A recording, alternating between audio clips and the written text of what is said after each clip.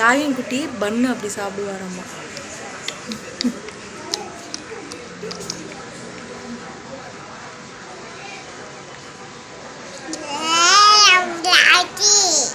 Hi சொல்லு, hi சொல்லு. திராட்சையா? திராட்சை வேணுமா?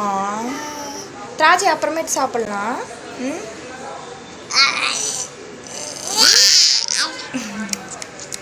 பாய் சொல்லுங்க. பன்னு உங்களுக்கும் வேணுமான்னு கேட்குறான். நீங்களும் சாப்பிடுங்க அப்படின்னு சொல்கிறான். சாப்பிடுங்க நீங்களும்.